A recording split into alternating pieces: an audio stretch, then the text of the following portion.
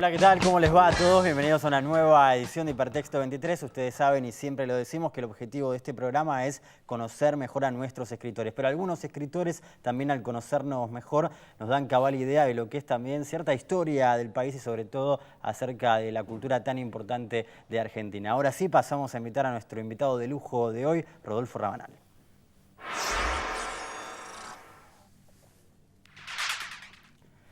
Rodolfo Rabanal nació el 15 de junio de 1940, escritor y periodista, trabajó como traductor de la UNESCO en París y fue subsecretario de Cultura de la Nación durante la presidencia de Raúl Alfonsín. En el 2010 fue distinguido como una de las 200 personalidades más importantes de la cultura. Entre sus obras se destacan El apartado, Un día perfecto, La vida brillante, La mujer rusa, El héroe sin nombre, El roce de Dante y La vida privada. No quedaba lugar en el mundo para ninguna otra cosa, ni la felicidad privada, ni el dolor privado, ni la ironía solitaria, ni el cálculo exacto cabían en ninguna parte. Esta frase es de su novela El héroe sin nombre. Bueno, un verdadero gusto, Rodolfo. ¿Cómo estás? Muy bien. Muchas gracias. Bueno, a estos libros hay que agregar, por supuesto, el último, el flamante libro último de Rodolfo, que es La vida escrita. Sí.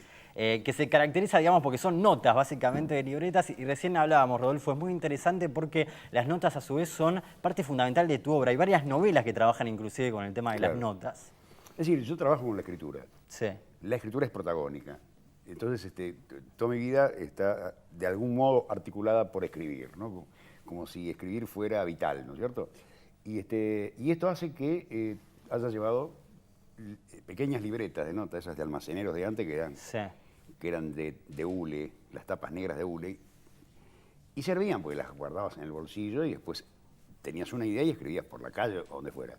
Además, había algo clandestino en la escritura, ¿no? Porque era como una agencia de libertad, uno se hacía libre. Escribiendo. Claro, contra la protección paterna, contra la exigencia del estudio, contra los profesores. Había algo de irredento en escribir, ¿no? Yo lo sentía así. Y es muy importante el tema de ubicar la libreta, inclusive, porque a veces podés tener una idea que después se pierde, ¿no? Después se pierde, Pasó eso. Sí. Pasó muchas veces. Bueno, y este libro en particular habla de la etapa más difícil del país, habla de varias etapas, pero la dictadura, que hay frases impresionantes que decís acerca de lo que pasó. Bueno, ahora me acuerdo, pero... Por ejemplo, el tema del diario La Opinión, donde vos trabajaste, que ya no emitía opinión, o esto que tenías 35 años y estabas en punto muerto, esa frase. Total, sí. Bueno, ahora me causa gracia y dicho así, pasó el tiempo, entonces no parece tan grave, ¿no? Sí, pero ¿cómo fue? Contanos algo de esa... Lo que ocurre es que es como todo. Digamos, si uno está inmerso en una forma de ser y en medio de una situación determinada, en un contexto X, lo vivís.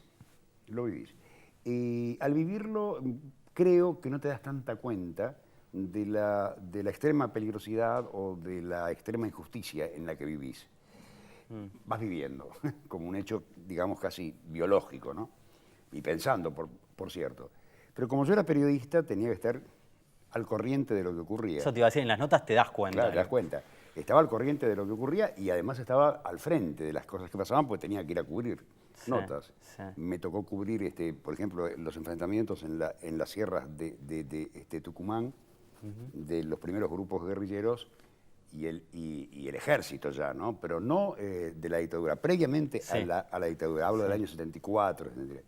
Después tuve que ocurrir en Córdoba también enfrentamientos muy, muy difíciles con grupos armados y el gobierno cordobés, que estaba en manos de una persona que llamaba Lacabane, un tipo muy peligroso en ese entonces, que eran ya los momentos previos a la dictadura. Estaba todo preparándose. Bueno, vos de hecho hablás, y es muy impresionante, en este libro acerca de gente que por ahí eran compañeros tuyos que hablaban de el golpe bueno. Sí, hablaban del golpe bueno y el golpe malo. Había dos golpes, el bueno y el malo. Entonces, no puede haber golpe bueno, ¿no?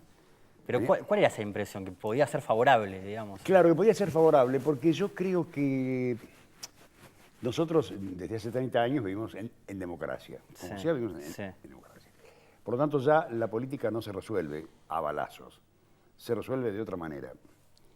Pero toda mi juventud y digamos que desde que empecé a estudiar y todo lo demás, la Argentina fue un país de resoluciones violentas en la política, donde nadie podía iniciar un camino democrático sin que lo frustraran de inmediato. Pensemos, por ejemplo, en un hecho para mí que signa la historia moderna nuestra, el bombardeo de la Plaza de Mayo. Sí. Es una cosa, una herida incalificable, porque mataron a 500 personas, qué sé yo, como si nada, como si fuera un país extranjero. Y a partir de ahí ya la violencia está instalada como una forma de resolución política. Desde el 55. Yo sostengo que sí. Sí. Y no solo yo, bueno, mucha gente, ¿no? Claro. Y después, qué sé yo, sube al poder un hombre como Frondizi, un hombre muy moderno, qué sé yo, y sin embargo no tiene suerte tampoco porque le hacen planteamientos militares, se tiene que ir, vergonzosamente. Gana Ilia las elecciones posteriores y es un gobernante, digamos, una figura ejemplar en cuanto a lo moral, dura 3 años y lo sacan, pero corriendo. Así que no había ni necesidad de democracia. Y por otra parte, bueno, vos tenías amigos, ¿no? Que fueron secuestrados, Sí, como claro. el poeta Miguel Ángel Bustos, gran poeta, Sí. que ahora tuvimos la noticia De su recién. aparición de sus restos por ahí. Sí, sí. En Avellaneda, ¿no? Exactamente. Sí. ¿Cómo te impactó, digamos? Y esa mucho, nota? porque- Muy fuerte, ¿no? De hecho, vos le dedicás un libro. Sí, yo le dedico un libro a él. Y además yo creo que mi primer libro lo publiqué por él, estoy seguro. Claro. El apartado lo publiqué por él, porque él fue la persona... A Pesoni. Sí, a Pesoni. Se le llegó a Pesoni, hay que publicarlo, ¿verdad? Y salió. Y él era un muy buen poeta, ¿no? Sí. Y estaba convencido, bueno, de ciertas posturas políticas que no compartíamos del todo. Yo trataba de disuadirlo un poco, ¿no? Pero es imposible. Pues. Como para protegerlo. Claro, incluso. exactamente. Pues estaba muy entregado, ¿no?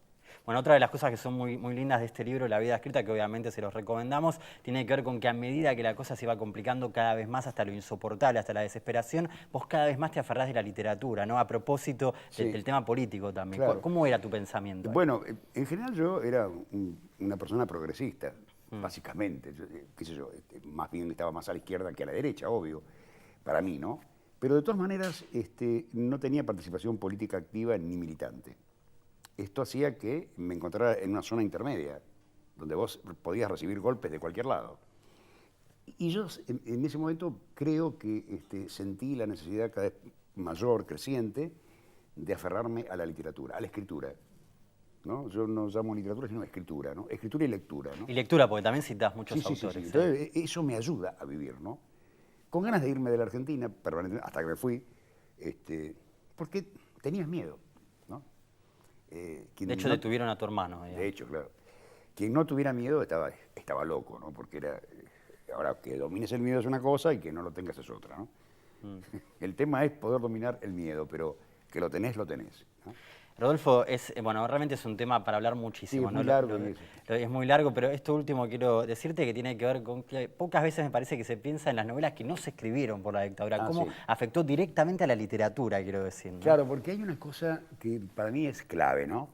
Si vos analizás los gobiernos dictatoriales del mundo, han sido siempre censores, ¿no? Desde Stalin a Hitler, digamos, Sí. ¿no? En los dos extremos se quemaba un libro, se persiguieron autores. Nadie le teme más a la palabra que los gobiernos autoritarios. Por lo tanto, son los que más valoran la literatura. Yo siempre digo que es una contradicción como paradójica, ¿no? Genial. Sí. Porque la democracia sí está, ya da por hecho que existe y se acabó. Y es un poco complicado eso, ¿no? Porque uno quisiera tener también un poco más de presiones, ¿no? ¿Eso generaba algún tipo de influencia en vos, en tu literatura, digo, a la hora de escribir o no? No. En ese momento no. En ese momento yo escribía con bastante libertad, ¿no? Ahí aparecen las libretas, son de ese momento. Sí. Son totalmente actuales, contemporáneas. Contemporáneas. Por lo tanto, no hay previsión de nada, simplemente hay especulación, ¿no? Qué sé yo, trataba de que no se vieran, no mostrarlas, ¿no? Guardarlas. Pero no alteraba nada. En todo caso, podía ser... tengo 2 novelas que escribí y publiqué en ese momento, que es El apartado antes del golpe, Sí. y Un día perfecto, la segunda ya en el golpe. Sí. Y Un día perfecto es la metáfora, digamos, del exilio total. Sí, con el nombre ese medio Sí, Mantua, paradójico. sí, Mantua, que en francés era Montué, ¿no? Me han Claro, matado, ¿no? claro. El tipo liquidado. Hay que decir que le fue bárbaro en la crítica, ¿no? Inclusive Sí, los sí. escritores decían lo bueno que eran los libros. Bueno, está bien, pero de todas maneras, era una metáfora, ¿no? Y eso no lo vieron, ¿eh? ¿No lo vieron? No, curiosamente el libro funcionó, anduvo fenómeno y se hicieron reuniones, presentaciones y no pasó nada. Bueno, pero vos te fuiste después. Yo me fui, sí. Claro. Yo me fui. Bueno, y contanos eso, vos ahí te vas a No, Estados Unidos primero. Primero voy a Estados Unidos porque Sí. me dan la beca Fulbright. Sí. Y me voy a la Universidad de Iowa, que había lo que se llamó el Congreso Internacional de Escritores, el Programa Internacional de Escritores, que era muy interesante, ¿no? Porque venían visitas de escritores famosos y daban cátedras. Y no tenías que hacer nada más que de tanto en tanto hacer una lecture, que dicen es una conferencia, no tenías que hablar. Y después tenías tiempo para escribir, para viajar, para hacer lo que quisieras. Era una captación interesante de la cultura norteamericana para convencerte de los bienes de la libertad y de la democracia, porque no había nada mejor. Sí. Y nos rodeaban tipos del este, muchos que venían huyendo, que servían al sistema también, ¿no? Imagínate, Claro, huyendo. Era muy atractivo. El libro mío, no sé si está ahí, El pasajero. Sí, está, es por eso. supuesto, sí. Es ese Es mundo. ese, claro. Claro, es la fantasía de una paranoia, digamos. Una conspiración Una que conspiración nos están tremenda. observando por Exacto, todos lados. sí. Sí. Es eso. Bueno, tenés muchísimos libros, ¿no? Sí. Si tuvieras que recomendar a alguien que no te leyó, porque son muchísimas novelas, también tenés un libro de cuentos, de ensayos, digo, ¿por dónde empezar a leer a Rabanal? ¿Qué sé yo? Yo no se me ocurre nada. Claro, no, se Por me el ocurre- último, Por el podemos último, decir, para claro. ir para atrás, ¿no? Claro. Sí, el último te da un panorama muy general, ¿no? Totalmente, Supongo, sí. ¿no? Porque para una persona que no me conoce, Aparte de la época, ¿no? Es lo que decíamos al principio, de la época, del momento, de los demás escritores. Es Sí. impresionante lo que muestra. porque están todos ahí. Están todos. todos. Sí. Hellman mismo, ¿no? Hellman, claro. Hellman es el que me publica a mí los primeros cuentos míos, en La Opinión y en Crisis. Digo, ¿cómo te llevas, Rodolfo, justamente con la muerte de esas personas que fueron tan emblemáticas en tu vida? Debe ser también como bastante... Pero lo que ocurre es que es lamentable. Digamos, primero te tenés que aceptar que la muerte existe, ¿no? Hay que aceptarlo porque a medida que pasa el tiempo y envejeces, te das cuenta que te acercás. Y después sentís la ausencia de estas personas y sentís no haberlos tratado más. Sí. Porque con Juan no nos veíamos hace años, porque él estaba viviendo en Europa, Claro. en México, mejor dicho, venía muy poco, de modo que no había posibilidades de verse cotidianamente o con más frecuencia. Entonces hay un nivel alto de pérdida. Por ejemplo, mis amigos Héctor Libertela, que le dedico el libro y demás, Sí. In Memoria, ¿no? A él, Di Paola, Jorge, que es un tipo extraordinario, esos eran amigos cotidianos, escritores y periodistas, ¿no? Que murieron realmente jóvenes, porque antes de los 60 años se murieron. Sí. Briante, ¿no? Miguel Briante. Bueno, toda esa gente formaba parte de la barra esa nuestra, ¿no? De algún modo. Aunque no fuéramos íntimos, pero nos veíamos todo el tiempo. Soriano, Osvaldo, toda esa gente era casi, te diría, estrictos contemporáneos. Otra paradoja es que en alguna entrevista dijiste que no te importaba mucho el trabajo como periodista y sin embargo trabajaste en los medios más Sí. prestigiosos del país. Es que tenía que vivir, ¿no? No es que... No, en un momento dado lo que pasa es que el periodismo me empezó a preocupar porque tenía que escribirlo. Y si me dedicaba al periodismo no iba a escribir, iba a hacer carrera de periodista. Y entonces decidí. Ahí corté, ¿no? Empecé a cortar, va. Sí. Nunca pude dejar del todo porque es una entrada vital, ¿no? Ahora, bueno, ahora puedo vivir un poco más, pero de todos modos, no. Siempre tuve que recurrir al periodismo, ¿no? Es interesante porque algunos pueden de alguna manera hacer Sí. las dos cosas, ¿no? Yo lo que siento que el periodismo, cuando te lo tomas en serio, es una profesión absorbente. Sí. Y la escritura también. Y la escritura también, ¿no? Entonces, ahí no hay un maridaje claro. Le pasaba a García Márquez. A ver. García Márquez dio una Porque es verdad, él también. Claro, él era un gran periodista y él dio una conferencia importante en el año 97, creo que en la CIP, en la Sociedad Interamericana de Prensa, criticando a las universidades, a las facultades y universidades periodísticas y de comunicación, diciendo que en realidad el periodista se hace en las redacciones. Sí. Y en general el periodista es un tipo que lee mucho, es un autodidacta, que es inútil que le enseñe en comunicación. Puede ser un experto en comunicación, pero no va a servir como periodista. Y además decía que hay un momento en que el escritor tiene que alejarse del periodismo, porque si no va a ser contaminado, ¿no? Era la opinión que tenía él, pero yo también la tenía mucho antes. Claro, la compartías. Sí, la compartía, porque siento eso, ¿no? A mí me gustaba mucho escribir buenas notas, pero de golpe me dedicaba a escribir buenas notas. Ahora que lo pienso, El héroe sin nombre puede ser una buena novela para arrancar, de hecho Sí, es una de las que más sí. me gustan a mí. Y pensaba cómo describís a este joven, ¿no? Este Sí. protagonista que termina teniendo una acción, bueno, que parece heroica al principio, pero que después lo termina metiendo en problemas tremendos. También se cuenta una historia de amor hermosa, o sea, Sí. el ámbito de lo privado en medio del caos. De lo colectivo, sí. Exacto. De un contexto de caos. Sí, te quería preguntar cómo ves la juventud de hoy, digo, en ese sentido, ¿no? Es interesante el contraste que puede haber, porque eran como, digo, a los 20 y pico ya eran muy adultos en algún No punto. sé, vos sabés que no sé, porque realmente hoy veo gente tan variada también, ¿no? Sí, bueno, ahora es verdad que la juventud cambió también a partir de la militancia, a partir de un montón claro, de hay cosas. muchas cosas, ¿no? Digamos, no es un bloque, ¿no? Es decir, la juventud Totalmente, es así. claro, totalmente. No, hay una variedad que te confunde, no. Hay gente muy interesante de golpe y hay gente vivaz, pero no interesante, ¿no? Sí, pero pensaba inclusive eso significa la dictadura, ese corte también absoluto a nivel vital, ¿no? Claro, pero pensá, una persona, como te dije antes, tenemos 30 años de vida democrática, ¿no? Sí. De vida política sin balas, digamos. Hay otros temores, pero no esos, ¿no es cierto? Entonces, quien nació hace 30 años o quien nació hace 40 años, ha vivido una vida mucho más segura en el sentido político. Digamos, no siente que por pensar distinto lo puedan matar o lo puedan, qué sé yo, llevar. No, siente que eso está dado, está conquistado. Sí. Eso cambia tu vida.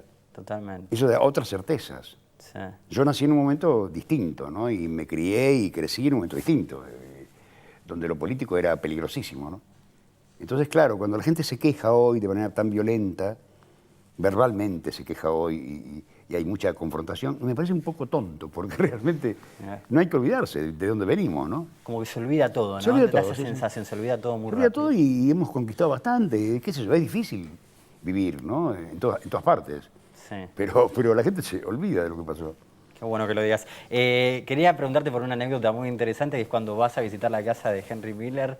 Pero eso... Nada, después, pero que Sí. lo cuentes porque está bueno, ¿no? Y ibas a tratar de Claro, hacer una nota, supuestamente. sí, lo que pasó es que me mandaron, había un intercambio de becas llamado Kennedy, Sí, y mandaban a un periodista joven de Estados Unidos a Buenos Aires y a un periodista de Buenos Aires claro. allá. Un intercambio. Y yo recién empezaba, hacía 2 años, qué sé yo. Y tuve la gran suerte de que me mandaron a mí, ¿no? Porque sabía inglés, creo, una cosa así. Sí. Entonces me mandan. Y me voy a California, donde la historia era que tenía que cubrir, digamos, de algún modo, cuál era la reacción interna de la guerra de Vietnam. ¿Qué pasaba? La guerra estaba allá, pero ¿qué pasaba ahí? Porque daba al Pacífico, California, Sí. lógico. Y venía toda la gente, todos los restos, venían ahí por lo del Golden Gate de San Francisco. Bueno, ahí estuve unos meses. Y en un momento dado, yo quería ir a Big Sur para conocer a Henry Miller, que es uno de mis héroes.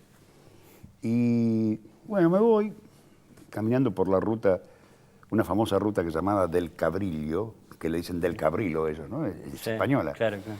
Que es una ruta al lado del mar muy linda, ¿no? Hermoso, Hermosa, es hermoso, preciosa. sí. Y entonces llego una noche ahí a una estación de servicio, pregunto, la casa de Henry Miller, ¿dónde queda? ¿Qué sé yo? Me explican que vea primero a un señor que es amigo de Henry Miller, que era un pintor llamado Emil White, ¿no? Un hombre grande. Y eran como las 10 de la noche. Yo, esto me van a sacar pitando. Entonces llego y toco una campana en una tranquera y espero. Y aparece un señor que se viene acercando, así con una camisa blanca, unos jeans, un hombre como de mi edad ahora, ¿no? Entonces, digo, me mira y digo, yo vengo de Buenos Aires, soy un periodista, no sé qué le dije. Te explicaste, ¿no? claro. Sí. Entonces me dice el tipo, ¿Buenos Aires? Pero, dice, qué barbaridad. Pasé muchas noches borracho con Quinquela Martín en la boca hace muchos años, pase. Impresionante. Bueno, impresionante, entré.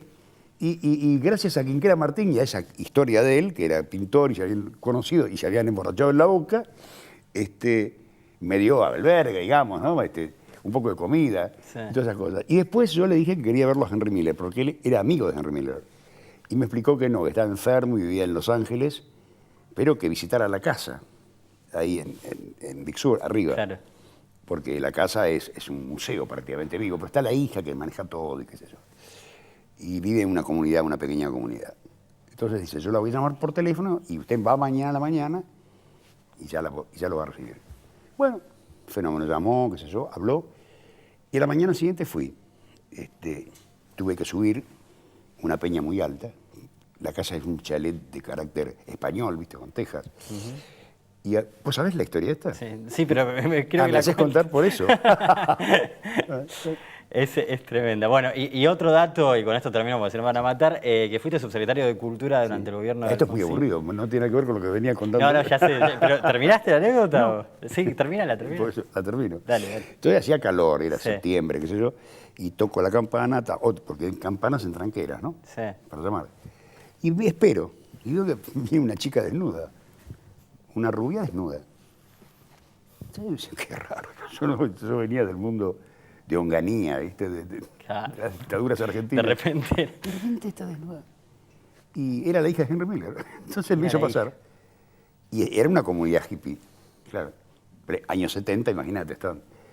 Y ahí me quedé un tiempo. Y sí, claro, me imagino. Me quedé hasta que me di cuenta que tenía que volver, porque era imposible, ¿no? Impresionante. Bueno, y la última bien breve, fuiste Sí. subsecretario de Cultura del gobierno Claro, de y Alfonsín. al final, Sí. al final del gobierno de Alfonsín, me convocaron para ver si quería hacer algo, y yo les dije que en realidad no tenía características para ser un funcionario político.